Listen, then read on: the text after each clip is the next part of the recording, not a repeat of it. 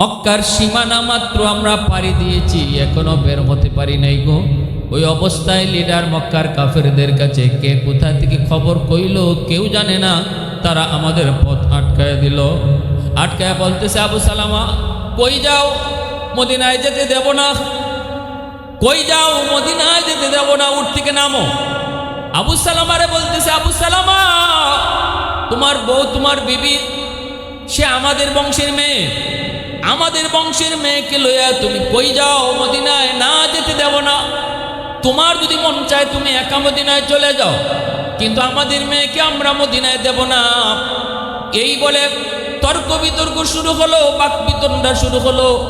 উম্মে সালামা বলেন, আমার স্বামীর চোখের হিসাব নেই, আমাকে আর আমার বাচ্চাটাকে ওরা ছিনায় নিয়ে আসলো। স্বামী স্ত্রীকে আলাদা করে ফেললো, আমার কলিজা আলাদা হয়ে গেল। আমাকে আলাদা করে নাই, আমার স্বামীর আলাদা করে নাই। আমি টের পেয়েছি আমার কলিজাটা দুই ভাগ হয়ে গেছে, টানতেছে। এই অবস্থায় আমার স্বামী চোখের দিকে তাকায়, চোখের পানি ফেলে বলতেছে, বিবি গো, তোমার প্রতি আমার দরদ, তোমার প্রতি আমার ভালোবাসা। পৃথিবীতে জানি না এমন কোনো স্বামীর অন্তরে এত ভালোবাসা স্ত্রীর প্রতি আছে কিনা, তবে এরপরও স্ত্রী তুমি ভালো করে মনে রেখো, তোমার ভালোবাসার চেয়েও আমার রসুল এবং আল্লাহর প্রতি ভালোবাসা 1000 গুণ বেশি। ওগো বিবি, আমি মদিনায় চলে যাচ্ছি। আল্লাহ যদি কোনোদিন, আল্লাহ পাকের মর্জি হয়, কোনোদিন আমাদের সাক্ষাৎ হবে, কারণ আমার দিলের ভিতরে আল্লাহ এবং রসুলের ভালোবাসা তোমার চেয়ে অনেক গুণ বেশি। এই বইলা আবু সালামা তিনি মদিনার দিকে একা রওনা দিয়েছেন। চোখের পানিটা মুইসা মুইসা রওনা দেয়। দুধের সন্তান সালামার দিকে তাকায় বাবা কান্দে। পৃথিবীতে এমন কোনো বাবা নাই, দুধের সন্তান যখন হাতছাড়া হয়, চোখের সামনে সন্তান যখন কেউ ছিনায় নেয়, এমন কোনো কঠিন হৃদয়ের বাবা নাই যার চোখ দিয়ে পানি আসবে না। আবু সালামা মদিনার দিকে যায়, চোখের পানি মুছে আর বলতেছে, মালিক এত বড় কুরবানি, এত বড় কুরবানি, এত বড় জুলুম, আমাকে তুমি ধৈর্য ধরার মতো তৌফিক দাও। জোরে কও না সুবহানাল্লাহ। আল্লাহ তুমি আমাকে সবর করার, ধৈর্য ধরার তৌফিক দাও। এই বইলা চলে গেলেন উম্মে সালামা রাদিয়াল্লাহু তাআলা আনহা। সন্তানকে, দুধের সন্তানকে কোলে নিয়া তিনি যখন এই গোত্রের মানুষগুলার হাতে বন্দী হয়ে তিনি মক্কায় ফিরে আসতেছেন, তখন এই দুধের সন্তানটাকে ছিনায় নেওয়ার জন্য আবু সালামা অর্থাৎ আমার স্বামীর বংশের মানুষেরা এসে হাজির হয়েছে। স্বামীর বংশের মানুষেরা কয়, তোমরা তোমাদের মেয়েকে নিয়ে যাও, কিন্তু ছেলে তোমাদের না, সালামা তোমাদের না, সালামা আমাদের। কালা সালামার রক্ত আমাদের রক্ত, সালামাকে আমাদের কাছে দাও। এই বইলে আমার দুধের বাচ্চাটারে আমার স্বামীর বংশের মানুষেরা ছিনায় নিল। আমি মার কাছ থেকে আমার দুধের সন্তানটাকে ওরা ছিনায় নেয়। স্বামীকে একদিকে বিদায় দিতে হয়, আর একদিকে দুধের সন্তানটাকে ওরা কেড়ে নিয়ে যায়। এখন আমি এক জায়গায়, আমার দুধের সন্তান আরেক জায়গায়, আমার স্বামী মদিনায়, তিনজন তিন জায়গায়। আমি একজন মেয়ে মানুষ, কতটুকুই বা ধৈর্য আমার, কতটুকুই বা ধৈর্য। কান্না করে করে দিন যায়, কান্না করে করে রাত যায়।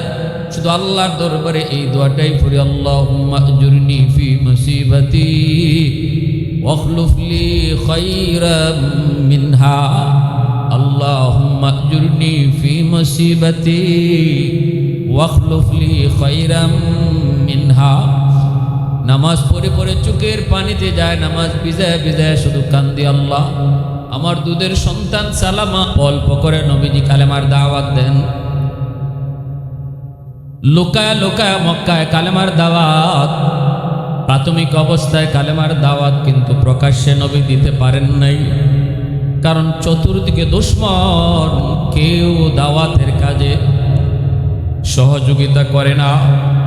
নবীজির আপন গোত্রের লোকগুলা নবীর বিরোধিতা করলো, আবু জাহেল বিরোধিতা করলো, আবু লাহাব বিরোধিতা করলো, সবাই নবীর বিরোধিতা করে নবীজি গোপনে গোপনে কালেমার দাওয়াত দেন। আর গোপনে গোপনে অল্প অল্প করে কয়েকজন করে সাহাবী হন, ইমান আনেন, কালেমা পড়েন। এইদিকে আবু সালামা আর উম্মে সালামা, সালামার মা, সালামার বাবা দুজন গোপনে গোপনে কালেমা পড়ে তারা মুসলমান হয়েছেন। কিন্তু ইসলাম এমন এক ধর্ম, কালেমা এমন এক কালেমা, ইমান এমন এক ইমান যেটা গোপন রাখা যায় না। চেষ্টা করলো ইমান গোপন রাখা যায় না, কারণ ইমানের পাওয়ার সূর্যের পাওয়ারের চেয়ে অনেক বেশি। পূর্ব দিগন্তে যদি সূর্য ওঠে, এই সূর্যের আলোকে যেমন কখনো আটকায় রাখা যায় না, পৃথিবীর কোনো শক্তি নাই সূর্যের আলোকে আটকায় রাখতে পারে, লুকায় রাখতে পারে।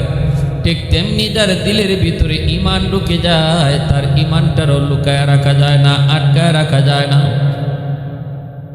উম্মে সালামা, আবু সালামা তারা দুজন কালেমা পড়ে মুসলমান হলেন। খবর চলে গেল, প্রকাশ পেয়ে গেল, শুরু হয়ে গেল মানসিক টর্চার। নিজের গোত্রের লোকরাই বিরোধিতা করতে লাগলো, এ আবু সালামা, কেন তুমি কালেমা পড়ে মুসলমান হয়েছো? উম্মে সালামা তার গোত্রের লোকরা কয়, কি গো মা, তুই কেন মুসলমান হলি? মানসিক টর্চার তাদের উপর শুরু হয়ে গেল। ইসলাম ধর্ম ছেড়ে দে, আমাদের ধর্ম আবার গ্রহণ করো। কিন্তু দুজন বলতেছে না, জীবন যেতে পারে তবু ইমান ছাড়তে পারবো না।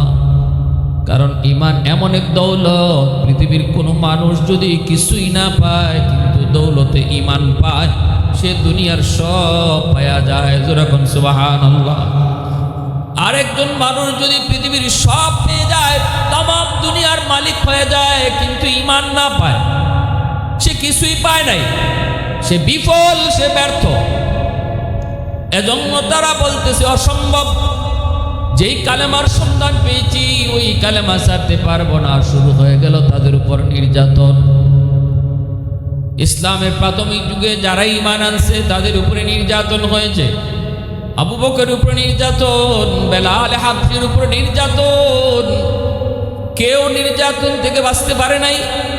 উম্মে সালামা, আবু সালামা দুজন স্বামী স্ত্রীর দিল ভরা মহব্বত, ইসলামের প্রতি দরদ, নবীর প্রতি দরদ তাদের অন্তর জুড়ে, তারা কিন্তু ইসলাম ছাড়তে রাজি হয় না।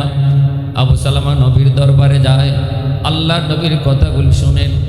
একদিন নবীর কাছ থেকে আসলেন, বিবি কাছে যায় যখন বসলেন, দেখতেছেন স্বামীর চেহারাটা অনেক আনন্দিত, অনেক হাস্যোজ্জ্বল। বলতেছেন, স্বামী গো, আজকে এত আনন্দিত কেন মনে হচ্ছে আপনাকে? ও আবু সালামা কয়, রসুল এমন একটা আমল আজকে শিখাইছেন, এই আমলটা যদি কেউ করে, রসুল বলছেন তারে আল্লাহ যত বড় মুসিবতে ফালাক না কেন, আল্লাহ মুসিবত থেকে তারে উদ্ধার করে। শুধু তাই নয়, রসুল বলছেন এই আমলটা যদি কেউ করে, মুসিবতে পইরা সে যা হারায়, মুসিবতে পইরা যে জিনিসটা হারায়, আল্লাহ তারে এর চেয়ে উত্তম জিনিস বদলা দেয়। সুবহানাল্লাহ। কি সে আমল? মুসলিম শরীফের হাদিস। সাথে সাথে উম্মে সালামা কয়, স্বামী গো, তাহলে সে আমলটা তুমি আমাকে একটু শোনাও, আমলটা আমার একটু তুমি শোনাও। তিনি শুনাইতেছেন, রসুল বলছেন এই দোয়াটা যে বেশি বেশি পড়ব, কি আল্লাহুম্মা আজুরনি ফি মুসিবাতি ওয়াখলুফ লি খায়রাম মিনহা। আল্লাহুম্মা আজুরনি ফি মুসিবাতি ওয়াখলুফ লি খায়রাম মিনহা। আল্লাহ তুমি আমাকে মুসিবত থেকে উদ্ধার করো, আল্লাহ তুমি আমাকে যা হারাইছি এর চেয়ে উত্তম জিনিস দান করো। এই দোয়াটা যে যত বেশি পড়ব, আল্লাহ তারে মুসিবত থেকে উদ্ধার করব এবং মুসিবতে হারানো জিনিস থেকে উত্তম জিনিস তারে বদলা দিব। সুবহানাল্লাহ। এই দোয়াটা তিনি পড়তে লাগলেন, শিখতে লাগলেন, আমল করতে লাগলেন। উম্মে সালামা রাদিয়াল্লাহু তাআলা আনহা মনে মনে বলতেছেন, হায় আমি তুই দোয়াটা পড়ি, আর শেষে যে দোয়াটা যে হারাইছি যা এর যে উত্তম জিনিস আল্লাহ দিব। তিনি মনে মনে বলেন, আমি ভাবতেছি যদি আমার স্বামী আবু সালামা কোনোদিন মারা যায়, আমার উপরে সবচেয়ে বড় মুসিবত পড়ব। এই মুসিবত আসার পরে আমি যদি দোয়া করি আল্লাহ আমারে উত্তম জিনিস দিব, কিন্তু আমি কেমনে মনে বুঝাই আমার স্বামীর চেয়ে উত্তম স্বামী আর কে হতে পারে? উত্তম স্বামী আর কে হতে পারে? এটা আমার দিলের ভিতরে সব সময় প্রশ্ন জাগত যে আল্লাহ যে উত্তম জিনিস দিব যেটা হারাইছি, এর থেকে উত্তম জীবন। কিন্তু আমার স্বামী যদি কোনোদিন হারাই, আমার স্বামীর চেয়ে উত্তম স্বামী আল্লাহ কেমনে দিব আমার তো বুঝে আসে না, কারণ আমার স্বামীর চেয়ে উত্তম কাউকে আমার নজরে পড়ে না। যেরকম সুবহানাল্লাহ। কি পরিমাণ ভালোবাসা, কি পরিমাণ দরদ, কি পরিমাণ মহব্বত স্বামী স্ত্রীর ভিতরে ছিল।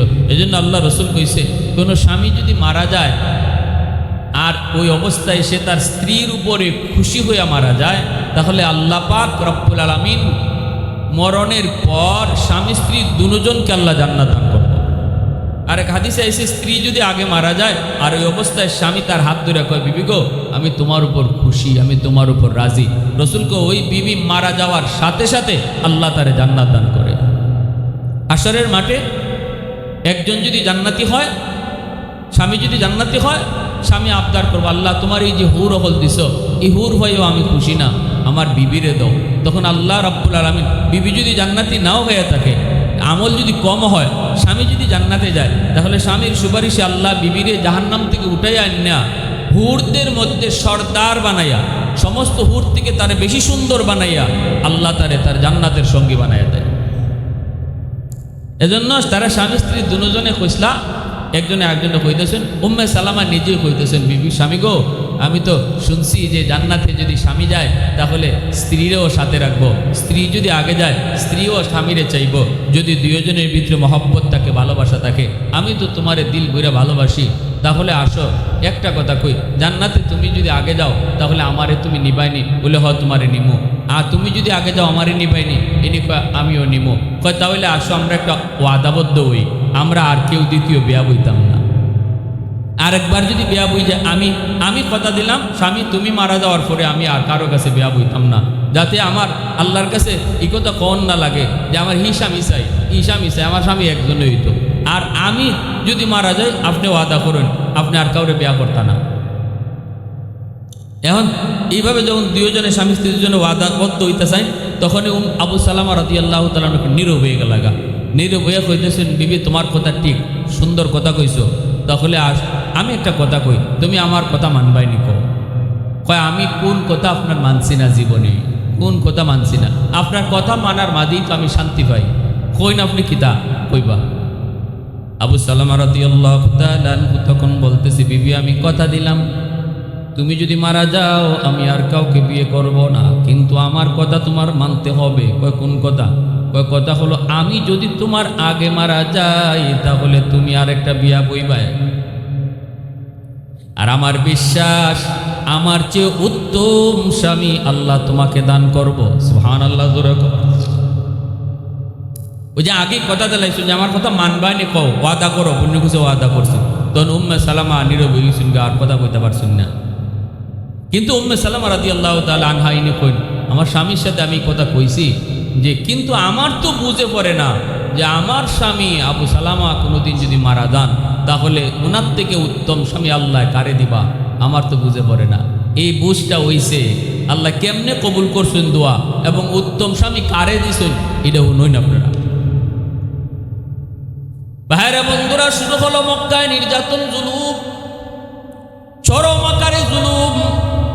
আল্লাহর নবী, রহমতের নবী, সাহাবায়ে কেরামদেরকে জুলুম থেকে বাঁচার জন্য নবীজি বলছেন, তোমরা হাবশায় হিজরত করো, মক্কায় থাকা সম্ভব না, হাবশায় তোমরা হিজরত করো।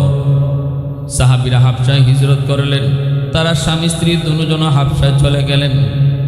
জমিদারের ছেলে, জমিদারের মেয়ে দুজন, পরিবার, সহায় সম্পদ সব কিছু ফেলে ইসলামের জন্য, দ্বীনের জন্য হাবশায়, কই বাড়ি, কই ঘর, কই থাকবেন কোনো কিছু চিন্তা না করে আল্লাহ এবং রসুলকে দিলের ভিতরে বসায় তারা সব ছেড়ে দিয়ে হিজরত করলেন। সুবহানাল্লাহ।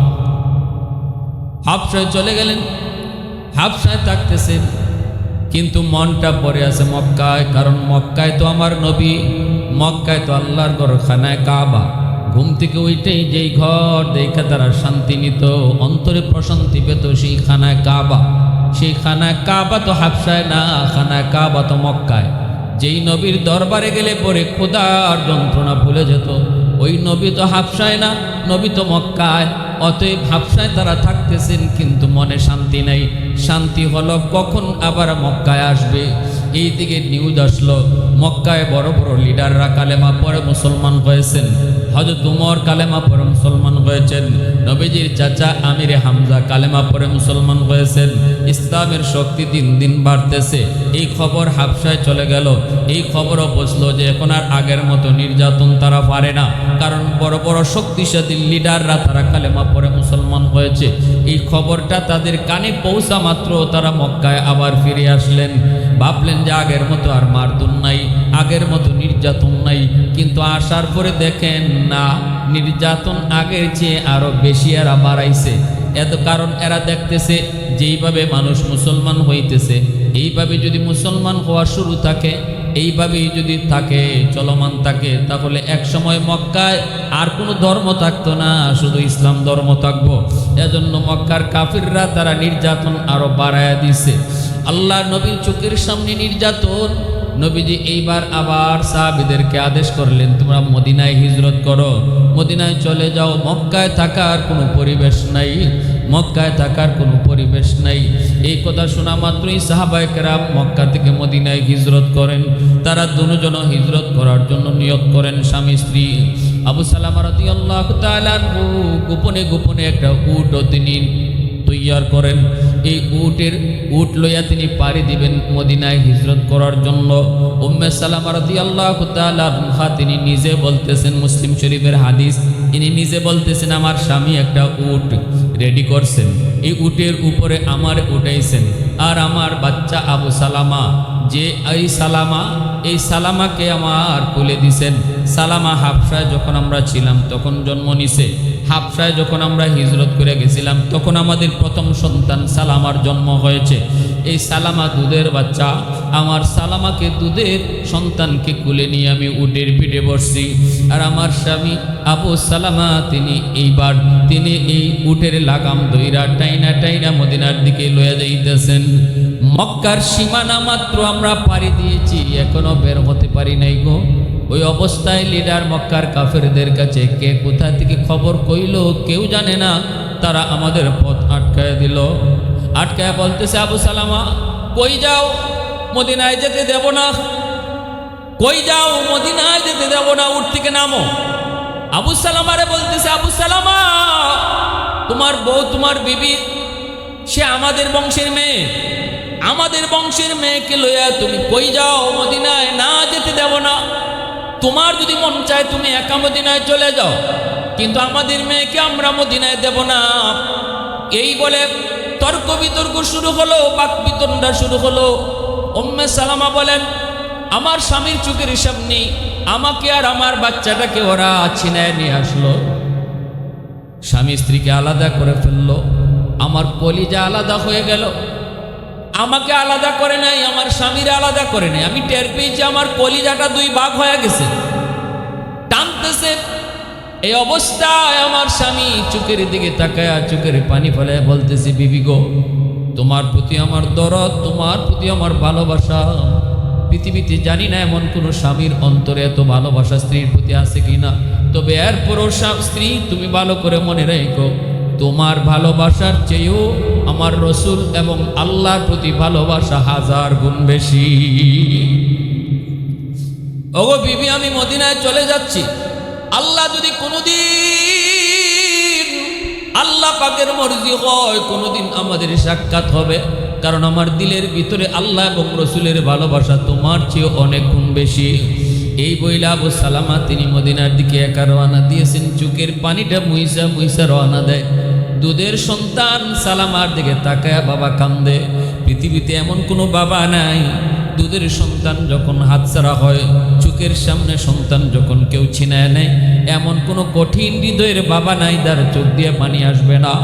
আবু সালামা মদিনার দিকে যায়, চোখের পানি মুছে আর বলতেছে, মালিক এত বড় কুরবানি, এত বড় কুরবানি, এত বড় জুলুম, আমাকে তুমি ধৈর্য ধরার মতো তৌফিক দাও। জোরে কও না সুবহানাল্লাহ। আল্লাহ তুমি আমাকে সবর করার, ধৈর্য ধরার তৌফিক দাও। এই বইলা চলে গেলেন উম্মে সালামা রাদিয়াল্লাহু তাআলা আনহা। সন্তানকে, দুধের সন্তানকে কুলে নিয়া তিনি যখন এই গোত্রের মানুষগুলার হাতে বন্দী হয়ে তিনি মক্কায় ফিরে আসতেছেন, তখন এই দুধের সন্তানটাকে ছিনায় নেওয়ার জন্য আবু সালামা অর্থাৎ আমার স্বামীর বংশের মানুষেরা এসে হাজির হয়েছে।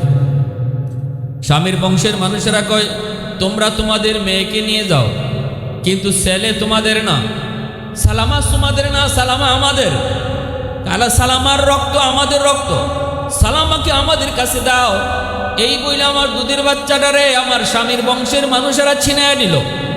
আমি মার কাছ থেকে আমার দুধের সন্তানটাকে ওরা ছিনায় নেয়।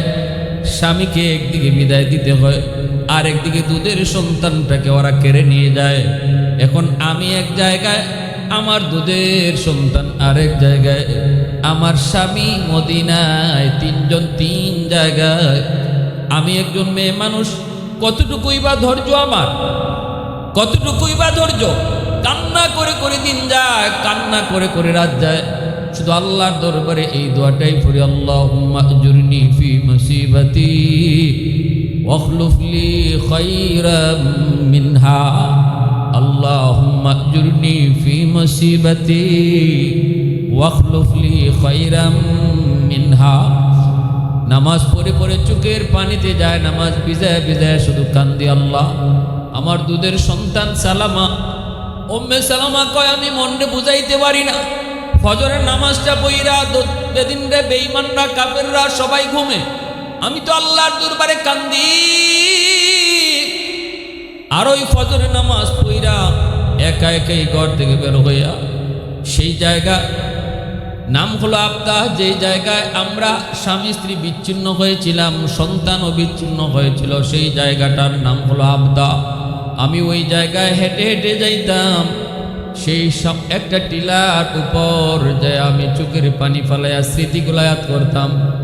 স্বামীর কথা মনে করে আল্লাহর কাছে কাঁদতাম, বাচ্চার কথা মনে করে কাঁদতাম। মালিক, এই তো সেই জায়গা, এখান থেকে আমার স্বামীকে আমার কাছ থেকে কেড়ে নেওয়া হয়, এখান থেকে আমার দুধের বাচ্চাটাকে আমার কাছ থেকে কেড়ে নেওয়া হয়। আমি ওখানে যায় যায় কাঁদতাম, আবু সালামার কথা ইয়াদ কইরা আর আমার সালামার কথা ইয়াদ কইরা। এইভাবে অনেক দিন চলে গেল, প্রায় 1 বৎসর। একটা বৎসর আমি একজন মা, সন্তান ছাড়া, স্বামী ছাড়া, এইভাবেই বন্দি অবস্থায় চোখের পানি পড়ে, চিন্তা করে করে শুকায়া কঙ্কালের মতো ওই অবস্থায় মারা যাওয়ার অবস্থা। তখন আমার একজন চাচাতো ভাই আমার অবস্থা দেখে তার একটু দরদ হলো। সেও পুত্রের একজন লিডার, সে পুত্রের সব মানুষগুলাকে নিয়ে বসলো আর বলতেছে, একটা মহিলার উপর আর কত নির্যাতন তোমরা করবা, কতটা মানসিক টর্চার তারে করবা, তার দুধের বাচ্চা তার কাছে নাই, স্বামীটাও তার কাছে নাই, এই জুলুমটা তার উপরে কেন করতেছ? এই জুলুম থেকে তাকে অব্যাহতি দাও, এটা ঠিক না।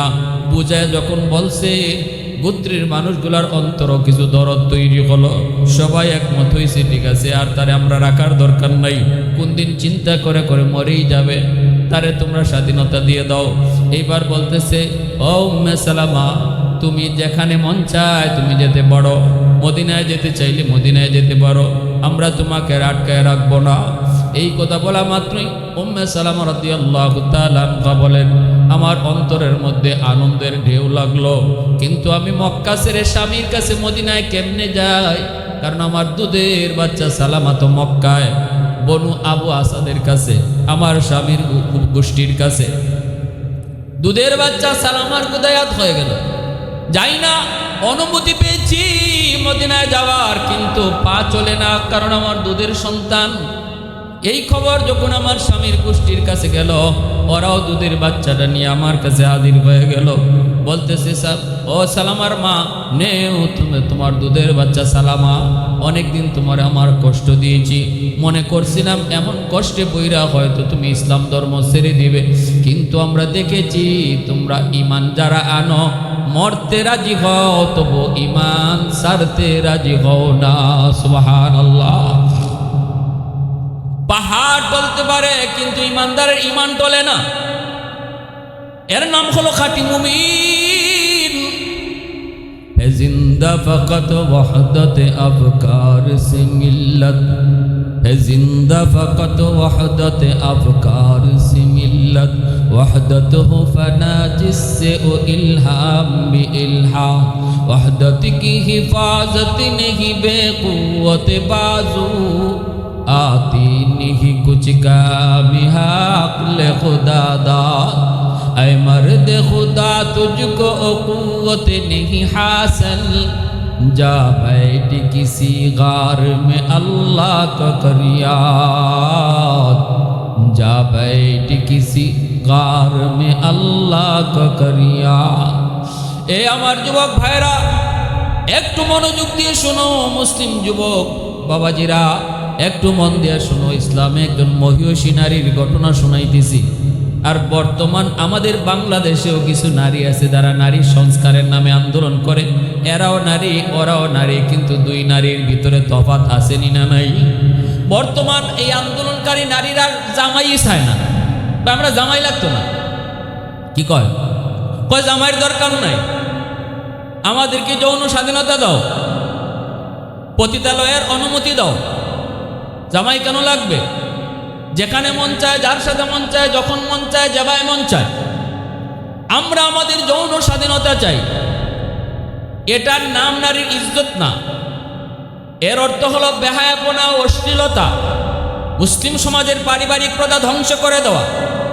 যদি এই আইন অনুমোদিত হয়, নারীরা অবাধ স্বাধীনতা পায়, যৌন স্বাধীনতা, তাহলে বিয়ের প্রথা আর থাকবে না, সংসার টিকবে না, পরিবার আর হবে না। যেমনটা আজকে ইউরোপে, যেমনটা আজকে আমেরিকায়, যেমনটা আজকে রাশিয়ায়, যেমনটা আজকে ব্রিটেনে, তাদের আজকে পরিবার নাই। জামাই কেডা চিনে না, বউ কেডা জানে না, সন্তান কেডা চিনে না। 5 বছর পরে 10 বছর পরে যদি কোনো অনুষ্ঠানে যায়, দেখা যায় এখানে কথা কইতে কইতে পরিচয় হয় যে এটা আমার বাচ্চা, এটা আমার ফুলা, এটা আমার মা। অথচ দুইজনে একখানো বইয়া মদ খায়, দুইজনে একখানো বইয়া মদ খায়। মদ খাওয়ার আগেও জানে না এটা তার মা, মদ খাওয়ার আগে জানে না এটা তার ফুলা। এটার নাম সংসার, এর নাম শান্তি, এর নাম সমাজ। আজকে ওই মিখাইল গরবাচেভ, রাশিয়ার প্রেসিডেন্ট, যে এই আইনের মধ্যে অনুমোদনকারী ছিল যে নারীদেরকে স্বাধীনতা দাও, আজ তার বেশ কিছুদিন পর সে আবার এই কথার উপরে অনুতপ্ত হয়েছে। এই কথার উপরেই সে অনুতপ্ত হয়েছে, সারেন্ডার করছে, আমি ভুল করেছি। নারীদেরকে ঘর থেকে বের কইরা নারী স্বাধীনতা দিয়া আমরা আমাদের চরম ভুল করেছি। আমাদের পরিবার ধ্বংস হয়েছে, আমাদের সমাজ ধ্বংস হয়েছে। আজকে আমাদের পরিবার নাই, আজকে আমাদের বউ বাচ্চা নিয়া সুন্দর একটা ঘর নাই, এটা আমরাই দায়ী। আমি যদি এই জিনিস থেকে ফিরে আসার জন্য কোনো রাস্তা পেতাম, এর জন্য crore crore crore crore million million trillion টাকা খরচ কইরাও যদি আবার সেই পরিবারের সমাজ সুন্দর ব্যবস্থা ফিরে পাওয়ার কোনো পথ পাইতাম, আমি মিখাইল গরবাচেভ করতাম। কিন্তু আর সেটা করা সম্ভব না, হাতছাড়া হয়ে গেছে। আজকে আমাদের দেশের নারীরাও তারা সেই আমেরিকা, ইউরোপ, রাশিয়ার মতো, ইউরোপের মতোই আমাদের গোটা সমাজ ব্যবস্থাটাকে ধ্বংস করার জন্য, পরিবার প্রথাকে ধ্বংস করার জন্য মাঠে নামছে। কি পরিমাণ ভালোবাসা ছিল উম্মে সালামা রাদিয়াল্লাহু তাআলা আনহা, স্বামীকে হারানোর পর কি পরিমাণ অন্তরের ভিতরে ব্যথা, কি ছিল তাদের পরিবার, কি ছিল তাদের পারিবারিক শান্তি। সন্তানকে কুলে পায়া তিনি মদিনার উদ্দেশ্যে রওনা দিয়া দিলেন, কেউ নাই সঙ্গে যাওয়ার, একজন পুরুষ নাই, কেউ সঙ্গে নাই। এরপরও তিনি একটা উট লইয়া সন্তান কুলে নিয়ে মদিনার উদ্দেশ্যে রওনা দিয়ে দিলেন। স্বামীর কাছে যাবেন, স্বামীর সঙ্গে সাক্ষাৎ করবেন। সেখানে আমার নবীও আছেন।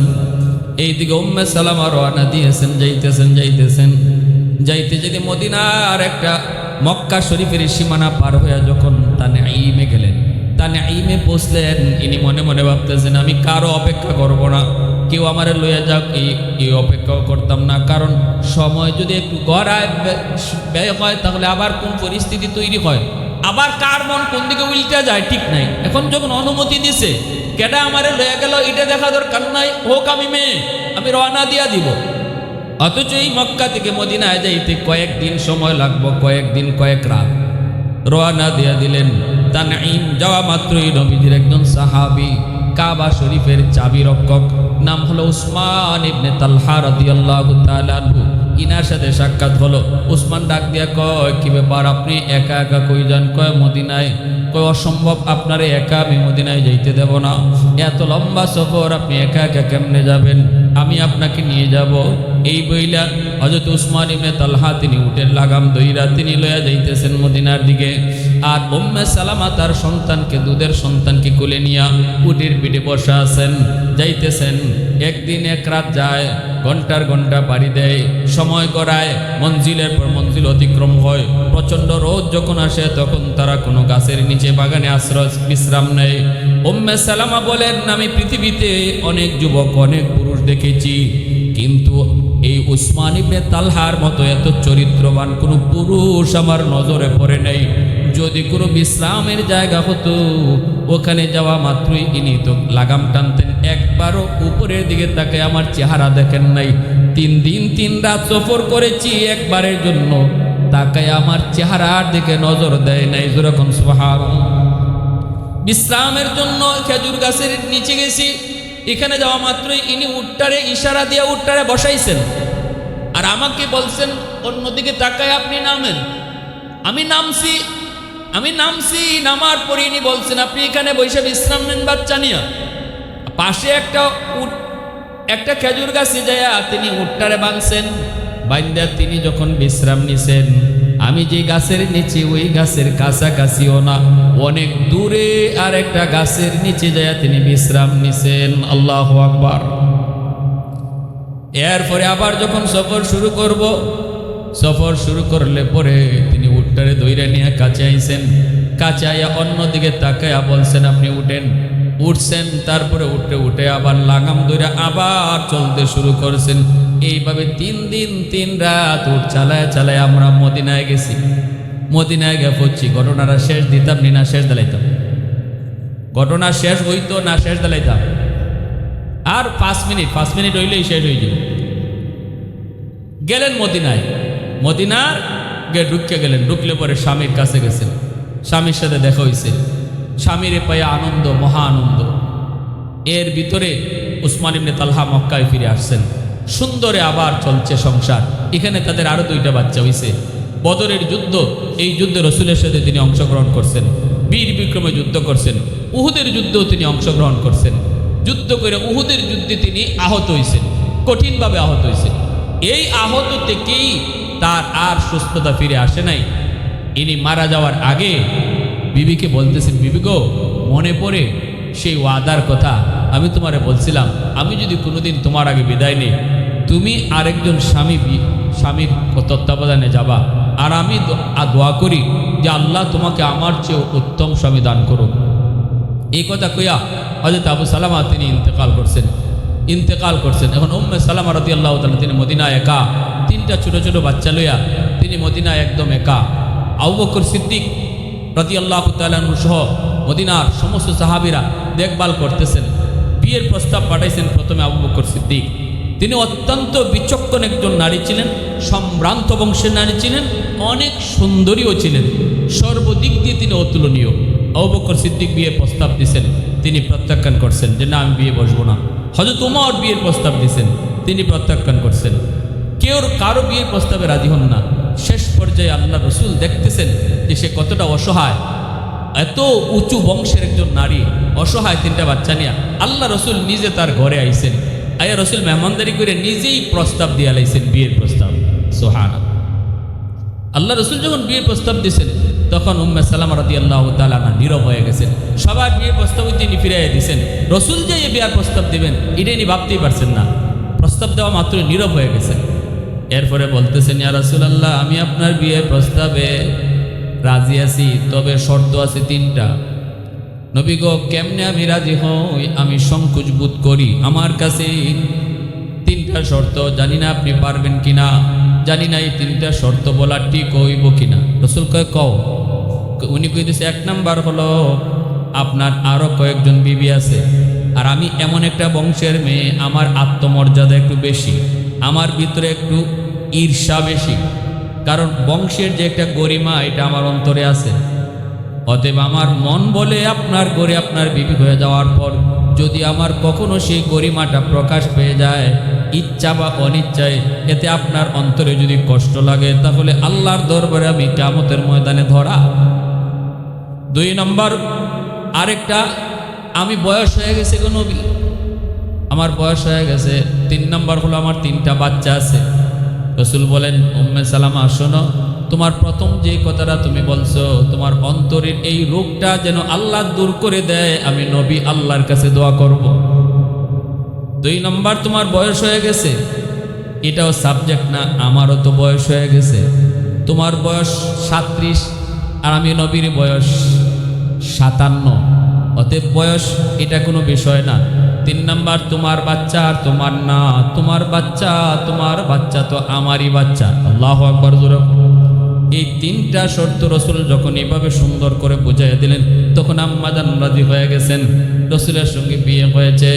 আম্মাজান বিয়ে হওয়ার পর রসুলের কাছ থেকে অসংখ্য হাদিস তিনি বর্ণনা করছেন, নবীজির উপদেষ্টা হইছেন। রসুলের 11 জন বিবির মধ্যে ইনি সবচেয়ে বেশি হায়াত পাইছেন, সবচেয়ে বেশি হায়াত।